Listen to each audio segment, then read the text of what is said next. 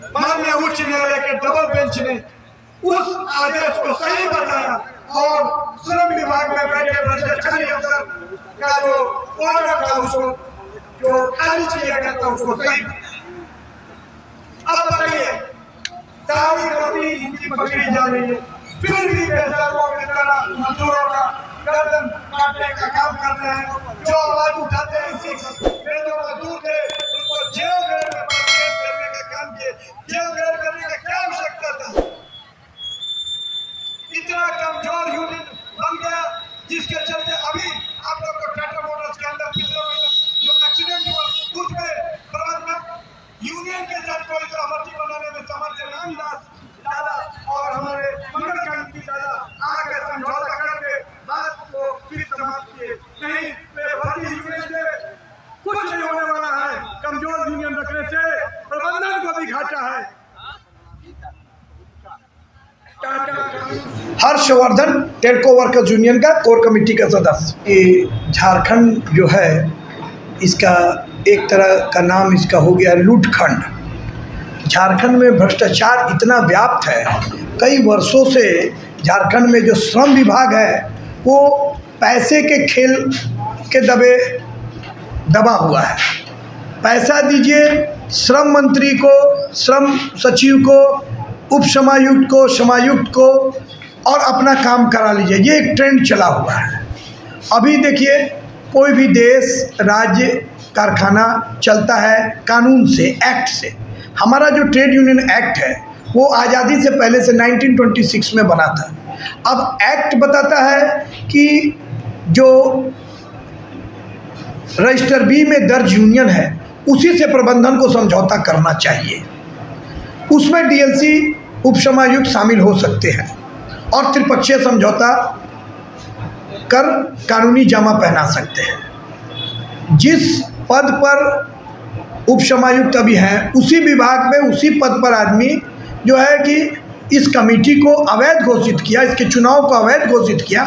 चूँकि असंवैधानिक तरीके से ये चुनाव हुआ था, इसलिए प्रबंधन घाल मेल करके प्रशासन को के लोगों को मैनेज करके ये चुनाव करवा ली।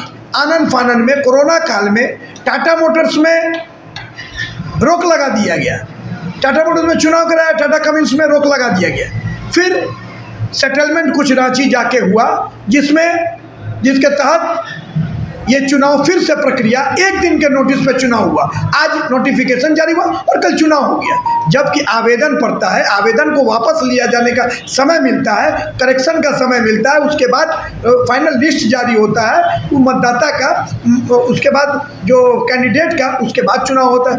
एक दिन के नोटिस पे एक बाहर का आदमी को प्रबंधन चुनाव पदाधिकारी नियुक्त करके चुनाव करवा देता है अवैध तरीके से।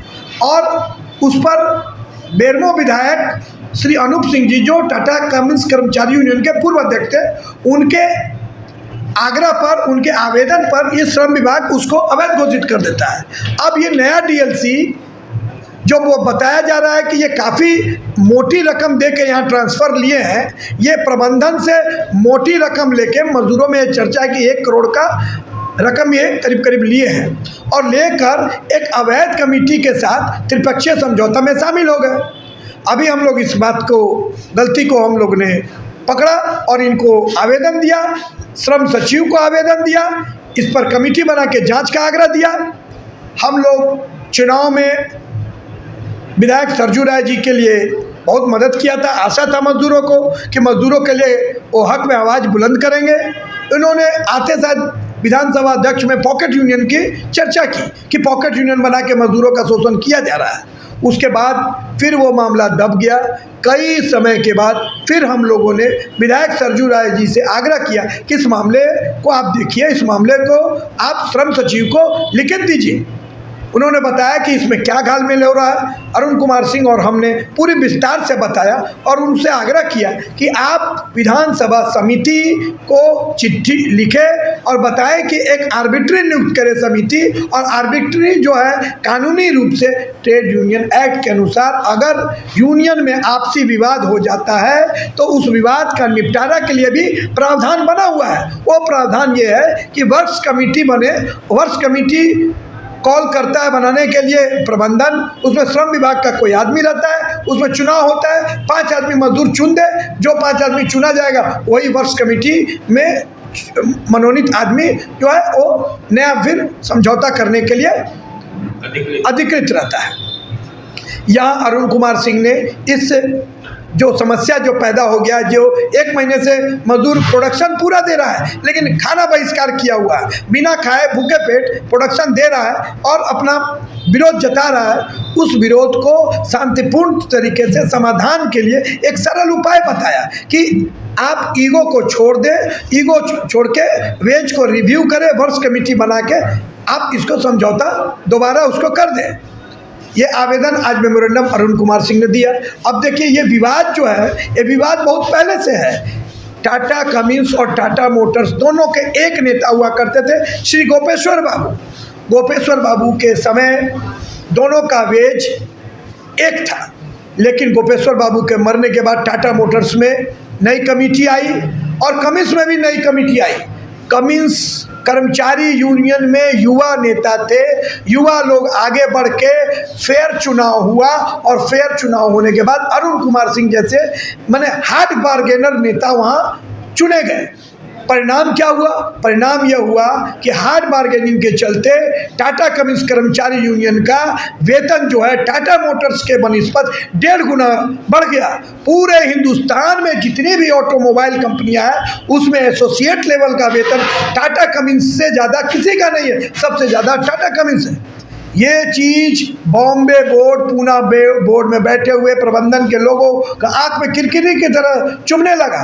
उसने एक षड्यंत्र बनाया, राज्य सरकार में बैठे हुए भ्रष्ट अधिकारियों को मिलाकर एक पॉकेट यूनियन बनाने का संकल्प लिया और उसके तहत 2017 में यही डीएलसी जो एक अवैध जो वैध कमेटी था टेल्को वर्कर्स यूनियन, उसको अवैध बताते हुए एक फर्जी यूनियन द्वारा टीएमएल ड्राइव लाइन का जो मर्जर 2018 में हुआ, लेकिन 2017 में ही मर्जर से पहले ही टीएमएल ड्राइव लाइन के एक नेता से समझौता, वेतन समझौता करवा के उसको त्रिपक्षीय करने का काम किया। उसी में सर्वप्रथम स्ट्रक्चर को तोड़ा गया, 3 साल के जगह 4 साल का समझौता हुआ और किस्त किस्त में पैसा देने का शुरुआत हुआ, जिसमें जो परमानेंसी का जो नेचर था उसको भी ख़त्म कर दिया गया। नया जेओ ग्रेड बना, उसमें वेतन को 1/3 कर दिया गया। तो अब आप लोग क्या करेंगे? लास्ट शॉर्ट में बताइए। अब हम लोग इस लड़ाई को कानूनी लड़ाई लड़ेंगे। कानूनी लड़ाई श्रम सचिव को सारी मामलाओं से, सारी बातों से हम लोग अवगत करा चुके हैं।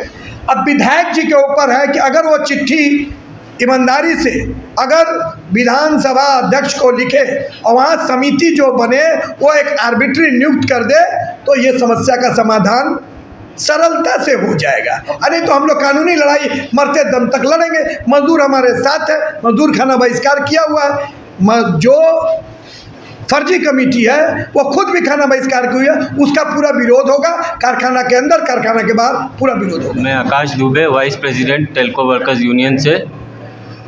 देखिए, आज जो समस्या कमिंस में हुई है वो जुड़ी हुई है टाटा मोटर्स के साथ, क्योंकि कमिंस का इंजन हम लोग लेते हैं। एक तरह से ये कमिंस जो है वो हमारी एंसिलरी कहें, सिस्टर कंसर्न कहें, ये कंपनी है। तो यहाँ पे हमारे यहाँ जो टाटा मोटर्स में जो भी फैसला होता है उसका प्रभाव निश्चित तौर पर कमिंस पे भी पड़ता है, चाहे वो वेतन समझौता हो, चाहे बोनस समझौता हो। दोनों ही एक दूसरे से जुड़ा हुआ है, एक दूसरे के पूरक कह लें, एक दूसरे से जुड़ा हुआ कह सकते हैं हम। अब रहा सवाल की समस्या क्या आ रही है। जो समस्या टेल्को वर्कर्स यूनियन में आई वही समस्या आज हम लोग देख रहे हैं कि कमिंस में भी आ रही है। समस्या मूलभूत अगर कहा जाए तो सिर्फ एक ही है, और वो है कि निष्पक्ष चुनाव नहीं होने देना, अपने मन मुताबिक लोगों को यूनियन का नाम दे करके, जामा पहना करके, उनको शामिल करके और वेतन समझौता और जितने समझौते हैं उनको प्रभावित किया जाना, यही समस्या आज के दिन में देखने को मिल रही है। अगर हम साफ़ सुथरे एक इलेक्शन अगर प्रबंधन प्रशासन मिल के कराए और जो मजदूर जिनको चुन करके भेजें प्रतिनिधित्व अपना करने के लिए, अगर वो आगे आएंगे तो निश्चित तौर पे मजदूरों के प्रति उनकी जवाबदेही होगी और इससे जो भी आज समस्याएं उत्पन्न हो रही हैं उनसे छुटकारा भी मिलेगा। इससे फ़ायदा कंपनी को भी होगा और प्रबंधन को होगा, मजदूरों को भी होगा। तो हमारा सिर्फ एक ही कहना है या मांग कह लें कि साफ़ सुथरा चुनाव कराया जाए। जो देश में आज कहीं पर भी सरकारें बनती हैं साफ़ सुथरे चुनाव के कारण ही बनती हैं। ये नहीं होता है कि मनमोहन जी पिछले 10 साल प्रधानमंत्री रहे तो अब आगे का कार्यकाल भी वही पूरा करेंगे। इस तरीके से देश में भी नहीं होता है, कहीं भी नहीं होता है। लेकिन दुर्भाग्यवश ये हमारे कंपनी में ये प्रचलन चालू हो गया है, जिसको रोकना बहुत ही ज़रूरी है।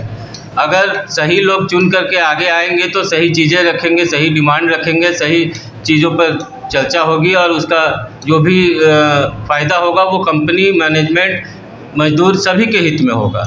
मैं अरुण कुमार सिंह, टीसी कर्मचारी यूनियन, जो कि टाटा कमिंस का रजिस्टर्ड यूनियन है, मैं उसका पूर्व महासचिव हूँ। जी, आज झारखंड सरकार के हेमंत सोरेन जी और टाटा कमिंस के मैनेजमेंट आज एक बहुत बड़ा समझौता कर रहा है हाइड्रोजन इंजन बनाने के लिए, और आप उसी कंपनी से है जो आज रोड में आकर कंपनी के गेट के बाहर प्रदर्शन कर रहे हैं। क्या कारण है कि आपकी बात नहीं सुना जा रहा टाटा कमिंस? लोकल प्रबंधन कहीं ना कहीं जो टॉप लेवल का जो प्रबंधन है उसको अंधकार में रखते हुए, और ये जो फर्जी यूनियन अपने हिसाब से गुटबाजी करा करके मज़दूरों की एकता को तोड़ करके चलाना चाहता है, और उस अपने लाभ के लिए मज़दूरों का हित करते हुए जो ये एग्रीमेंट करने का प्रयास है, और इसमें जो अंदर के जो मेरे में कुछ मज़दूर भाई हैं उनके सहयोग से मज़दूरों का नुकसान किया गया है। लेकिन मेरे जो मज़दूर भाई हैं बहुत जल्द से जल्द अपनी गलती सुधार लेंगे और प्रबंधन का साथ छोड़ मज़दूरों के साथ खड़े होंगे।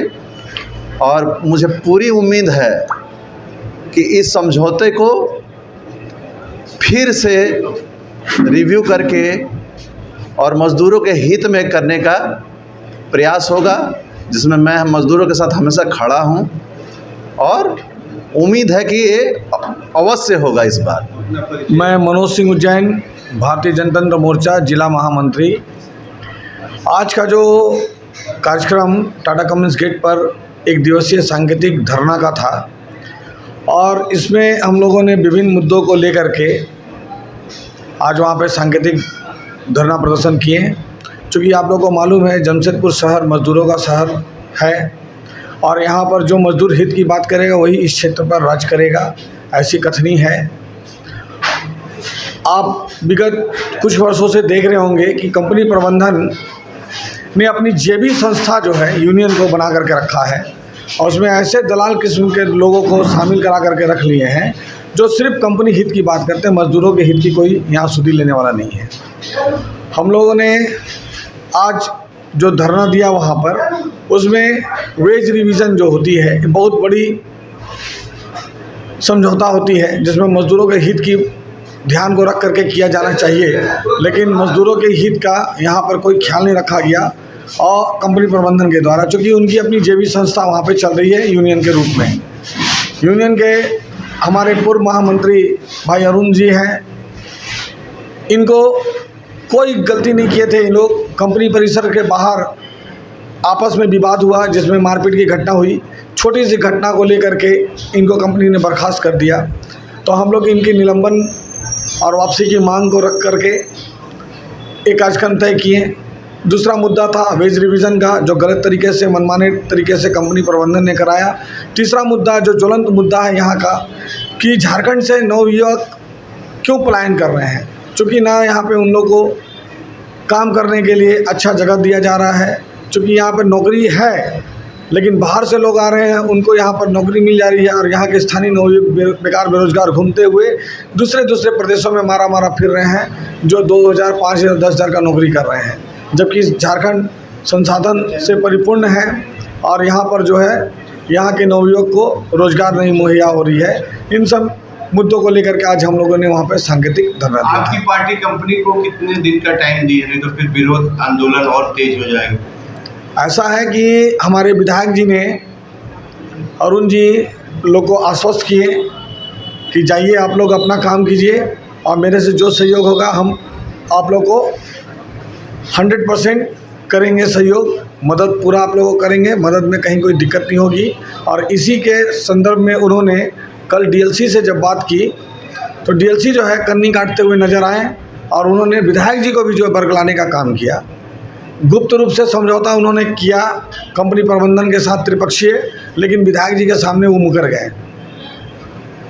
और हमारी पार्टी की जहाँ तक बात है तो जो कंपनी के जितने भी कर्मचारी हैं जो हम लोग से आशा अपेक्षित रखते हैं, हम लोग 100% उस पर खरा उतरने का काम करेंगे और जो इन लोग का रणनीति बनेगा हम लोग उस पर बढ़ चढ़कर भागीदारी निभाएंगे। शहर में बहुत से राजनीतिक दल हैं जिसमें राष्ट्रीय पार्टी और क्षेत्रीय दल भी हैं।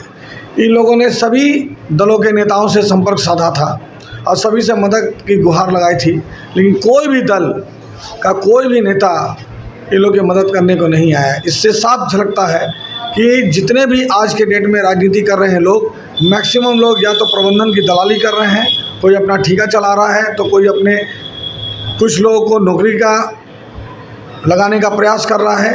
यही सब करते हुए वो लोग कंपनी की दलाली कर रहे हैं और हम लोग जो है 100% संपूर्ण रूप से जो है मजदूर के साथ खड़ा है और खड़ा रहेंगे भविष्य में।